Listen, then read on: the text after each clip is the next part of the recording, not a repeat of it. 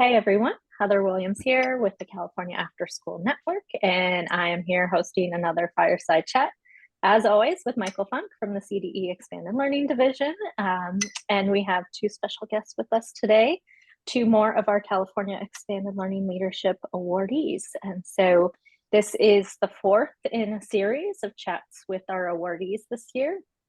If you've been joining us, you've heard the spiel. If this is your first time joining us, we're really excited to have these conversations, these chats with our awardees this year. Each year in October, we celebrate Lights On Afterschool. It's usually one of the last Thursdays of the month, and all across the country, folks celebrate after school.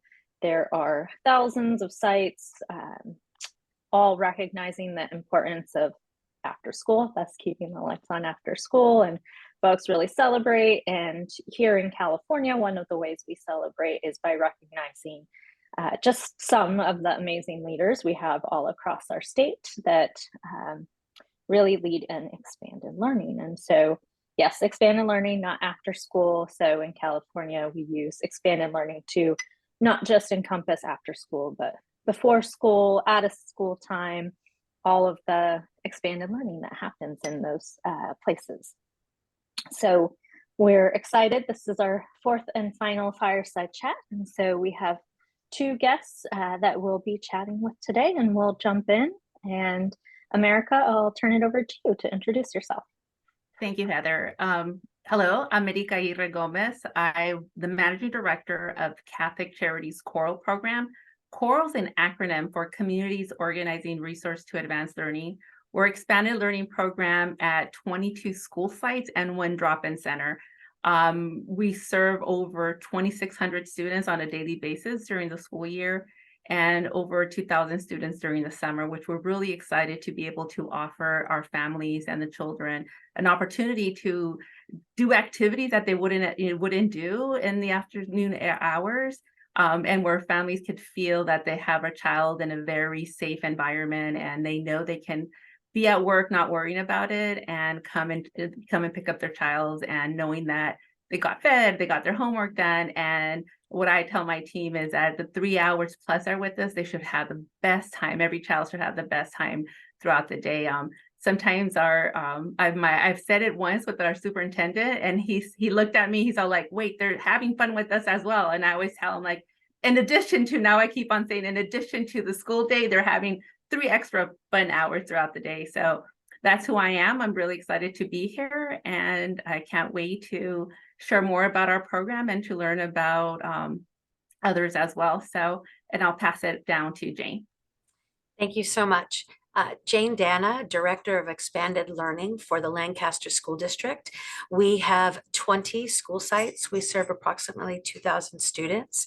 I started out my career as a substitute teacher, worked my way to become a teacher, assistant principal, principal, and director. And I have been involved with student programming every step of the way. And I'm just excited to be part of the expanded learning future because it's really important. This work makes a difference. We are doing things that are different.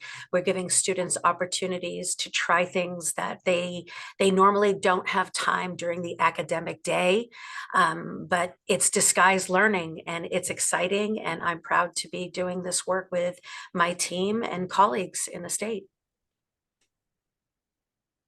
So great to have both of you as our guests on the Fireside Chat. You know, you're both, I'm going to revisit because you both mentioned the school day, the academic day, and we're contrasting. I'm going to revisit that, but I think before we go there, you both have reputations of just being really solid leaders, you know, dependable, stable. You might not feel that way on some days, but that's all of us. But that's that reputation of being reliable and stable and solid is so important when our staff and our kids are living through so much complexity and so much adversity and so much turmoil and disruption, going all the way back to COVID, the most massive disruption that we had. But not only that, there's all types of things that are impacting our families and just what's happening in the world. And so for someone like both of you to be solid and stable and consistent in how you carry the vision does so much to set the tone and give people this sense of safety. And this is where I can really care for kids and support kids, and for the kids to say, this is a place where people care about me and they see me. And it's just, it goes back to leadership. But that doesn't happen without coming from the heart, coming from within. And America, let's start with you. Like, what's your why? And how are you, what's your heart for this work? I see myself in every child that we work with. Grew up, was born and raised in San Jose, where my family were working, and there were immigrants, working families who they counted on neighbors and people in our own neighborhood that took care of us children. And I know these days sometimes it's hard for our children to be in a safe place. So every time I go to a school site and I see the children, I see myself in them, and I think that's my why. I think because of what my experience I went through as a child and growing up in this neighborhood, I know that we need to offer that safe environment to our children, because if we don't do it, then who? So for me, I'm really proud to say that the people that we've hired, many of them are youth that were part of our program. And now, and I've been in Catholic Charities for over 25 years. And I've now hired individuals who were in the program when I was a manager at a site. So I always tell people I started when I was 10, but it's a reality where they're from the same community and they're coming back and giving back. And I know that was me. I had that experience where I wanted to give back to my community. And that's where we're raising children who want to come back, and I see them, and we're recruiting at San Jose State or at Evergreen or San Jose City, and they see our sign and they want to come out and they want to say, I want to work for you. How can I work for you? And I remember with that field trip, I remember so-and-so, and I remember those great activities that we did. That's what I want. I want to make sure that every child that goes through a program has a positive outlook of what we're doing and knowing that we're making a difference. And I want to make sure that they know that it's going to be a place where they want to come back and give back. It's creating, for me, it's also creating a pipeline where if I would tell my team, if we hire a freshman in college, let's see if we can keep them for 4 years before they get their degree and move on. And hopefully we can even encourage them to be teachers or to go into the education field, because we know that's a place that we need individuals, and who knows, maybe they make into a career in the expanded learning. So that's my why, because those children, I was one of those children, and I know many of our families need that support at this time. When I listen to you, what I'm thinking as you're talking, this is not exactly what you said, but the message I'm getting is that your most important resource, you're talking about the people. You didn't talk about extra ELOP money. I mean, it's nice to have, but you're talking about the people. And when I hear you talk about you and you growing up and the people you're talking to, they say, hey, I want to come work for you. You're not talking about, we'll pay you more than McDonald's. You're talking about purpose. Making a difference. Yeah, making a difference. That's a different type of way to approach the workforce challenge that is happening across California, is invite people to a higher cause. Right. Jane, tell us your why. My why is I want to create opportunities for students that I didn't have. So I didn't have the opportunity to do what our students are doing. So if it wasn't happening during school. It wasn't happening for me because I wasn't allowed to stay. So I had to go, and that was it. And I couldn't leave. So for me, and I want you to know that I changed careers. So I've been in education for 25 years. I didn't start out as an educator. I was in a different industry, and I realized that I wasn't being fulfilled. I needed to make a difference. I needed to work with people. And that's how I became into the teaching system. I tried it out as a substitute teacher, and I worked in an inner city school, and I realized the need that was out there, and that children needed champions. And I became a champion for kids. And it wasn't about money.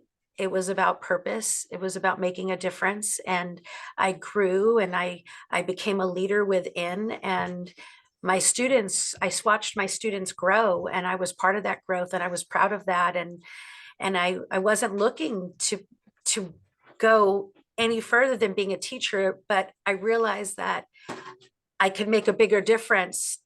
The more I moved up in my role, I would be able to have a bigger impact. And now here I am building capacity, making sure that we're running high quality programming,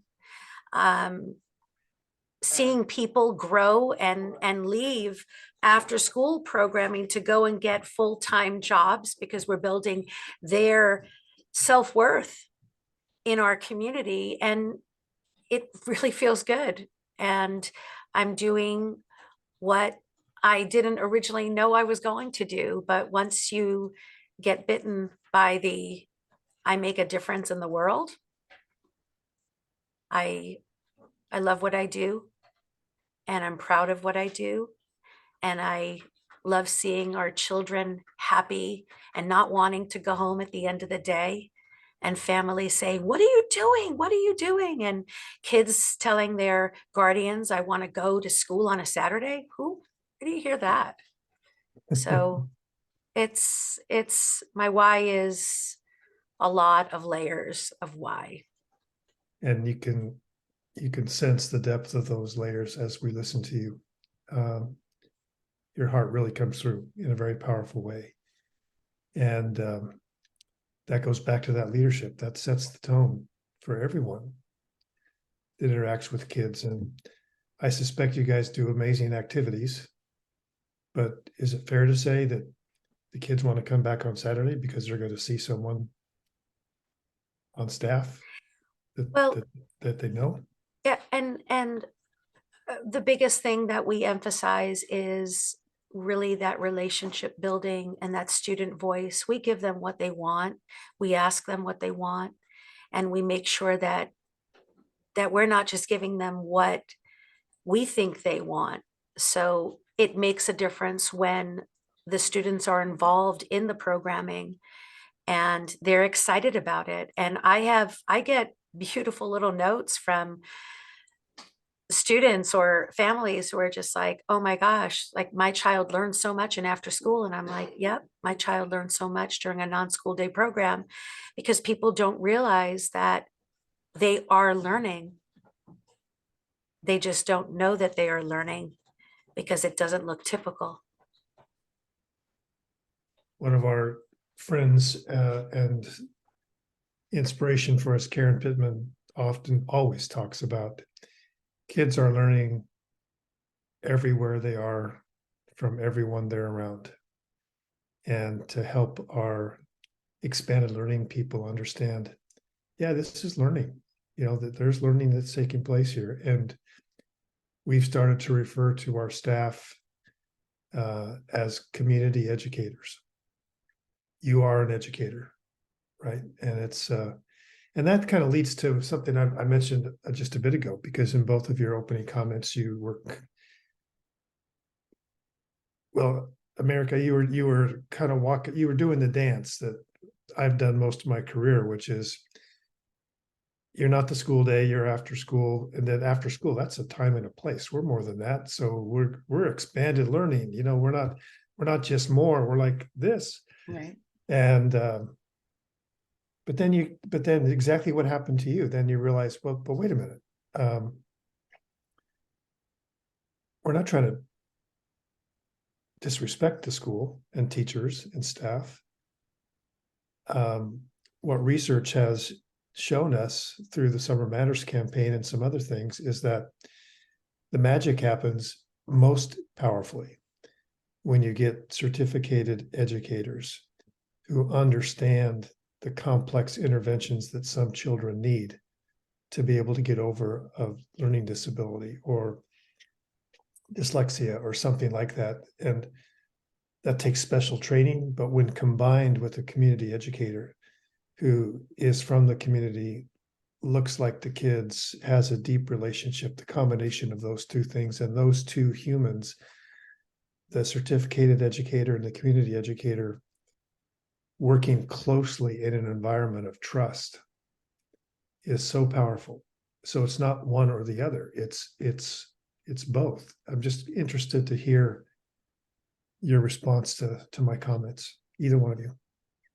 No, I mean, I agree with you. I mean, where we've been very successful is where we have that partnership, where we're coming in not only as the expanded learning program during after school hours, but we are in there early in the morning, talking to teachers, talking to the principal, meeting with parents, and then extending that in the afternoon, where the teachers know if a parent comes and talk to us that we're going to have that communication with the teacher. It can be anything from, and it happens a lot in our communities where we find out, a parent got deported and that's why that child's acting up that way. And we now tell that teacher, this is why, that child is misbehaving or didn't turn in a homework in time. So it's not like we versus them. It's really a partnership where we're working side by side with the teacher, making sure that there's that communication back and forth, knowing that we're the ones who are seeing the parents when they pick them up or their guardian. And we can relate those messages. And that's when it really works, because then our parents are seeing us as part of the school as well, not as an outside entity. And I think that's where really it makes it really gel, where we as a staff, even though we're not the credentialed teachers, we're working and working not only with that child, but also with the families when we know, they are losing their home and we're connecting with other services, or they need food and we're connecting with the food banks. So it's really making sure that we're also meeting those needs as well as the needs of, of that education of that child, but working hand on hand. And it's really nice when we can also have access, in one of our districts, the superintendent has told us you have access to everything. So to their data, to, we can log into Infinite Campus and look at emergent contact if we need to, because they really see it as a partnership and knowing that we're making a difference in that child's life. And that's when it truly counts and it truly works, when we have that partnership. Yeah, powerful and practical examples. It's almost like you're working with a whole child here. Yes. Yeah. Jane, what's definitely whole right. child, definitely whole child. The partnership is critical. We have to work together with all of our school sites, and they're all so unique and different. So there is no one size fits all. It really is understanding the dynamics of the school. There are definitely different dynamics at our schools, but creating that cohesiveness takes work. You have to be intentional with that work. And when we're looking at those community educators, they are so important because they are there to greet those students, to check them in, and to release them to their families, to communicate anything that's happening. But I think the biggest piece for me that I have found in my work is that we have to train them and we have to support them and build their capacity to understand social emotional learning, understand how we use PBIS, capturing kids' hearts, because they are like the right and left hand of a teacher. So they are there to continue the work so we can expand that work. And I have to say that in our summer program and our Saturday program, we have had a very high number of teacher participation wanting to be part of that work, which is fantastic, because when we look at it's a 9.5-hour day, in some cases even longer, having the teachers be a good portion of that day, and then having that side by side work so they understand what's happening, and then they're handed off to a person that has been in the room supporting the work. It's amazing, because it's not like you're introducing someone new. There's continuity of care, and we're making sure that we're meeting the child's needs from the minute they walk on that campus, to choose their before school activities because it's student choice, to going into a unit that is thematic, it's built, and to then transitioning to an after school program, depending on flexibility on what the family needs. It's amazing. So it really works, but it takes a lot of work to make it work, and there you have to constantly make sure that you're refining the work. So I'm very happy with the integration that we have with our school site teams. It's awesome. Well, I think kind of as we start to wrap up, one of the things that I want to ask, you both have been long leaders in this field and have done really amazing work, but we have a lot of new folks coming into the field, right? Our field is growing very quickly right now, and a lot of folks, some folks that have been in our field are getting promoted and moving into new positions, but there is a lot of new people coming in to Expanded Learning, which is exciting. But they might be watching this and they're like, oh, you know, you both make it sound so easy. We love our work. We love the kids. We love the family. It's great. But we know you both navigate, you know, really hard days, hard situations. And as folks are coming in and they're new, and they might be struggling or overwhelmed with all of the things that they have to do or can do or need to do, what's some advice you would give to someone starting out in Expanded Learning? And whoever wants to kick it off, Jane. I'll start. Every day is a new day, and there will be challenges. There is no doubt you will have challenges. But you have to look at those challenges as opportunities to think outside of the box, to really always put the students at the front of the work. Every decision has to be, is this what is in the best interest of students and our families? Because you have to have that be the driver of your work. And every day is a new day. You have to leave there are going to be great days, and there are going to be days where you're just like, what? But you're going to be okay, and build capacity and build your network, your team. You have to trust each other, because you're not alone. There are people that will support you. You just need to show them and get them on board and have them be part of the change. And that's what I would say. Never give up, and always have a smile on your face. Even it can change when you walk into a room, put that smile on, because you have to always be positive, always positive. America. No, I agree. I think definitely we call it the game face, right? As soon as we walk into that campus, no matter what kind of day our team has had outside of work, you know, put that game face on. We're working with our students. You know, we need to make sure we have that perspective.